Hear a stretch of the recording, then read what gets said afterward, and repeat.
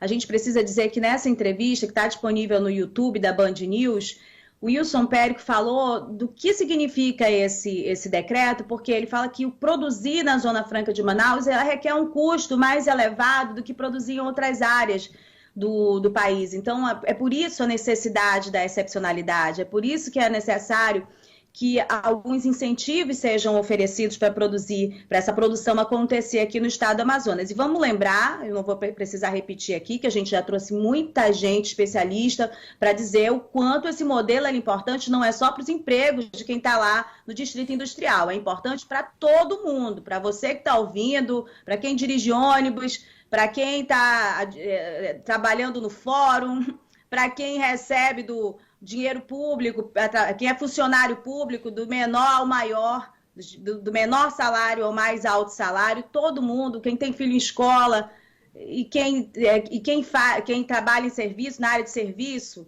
tudo isso depende dessa mola propulsora, que é a produção do polo industrial e que mexe com toda a economia do estado do Amazonas, com a arrecadação, ela impulsiona tudo. Então, a gente não vai detalhar novamente isso. Ele está falando de como precisa esses incentivos para que essa produção permaneça. Ele está lá na entrevista, ele traz detalhes a esse respeito.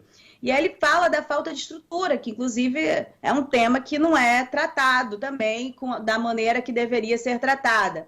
É um estado que não tem determinadas estruturas. Então, por que alguém vai escolher produzir aqui mais caro, não ter estrutura, ficar distante dos principais centros consumidores, só tendo um incentivo fiscal? Essa é o que o Wilson Périco diz lá na sua entrevista. Bom, e aí ele fala que o presidente firmou um compromisso com o Amazonas naquela reunião, que determinou que parte da equipe econômica fizesse uma redação nova para esse decreto a respeito do IPI, junto com uma equipe técnica do estado do Amazonas, e no momento da publicação, isso não veio, isso não atendeu às necessidades, né, do polo industrial.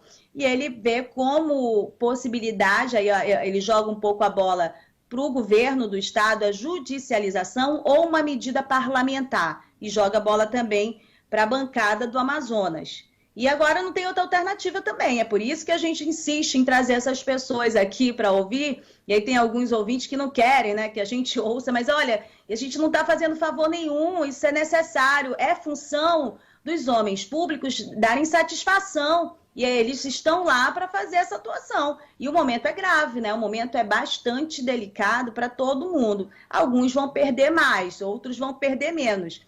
Mas, especialmente as pessoas mais fragilizadas, é que acabam correndo os maiores riscos, infelizmente. Infelizmente, o sofrimento maior acaba sendo numa piora dos serviços públicos, que, aliás, já não são de grande qualidade, né? Mas, enfim, tem toda essa consequência.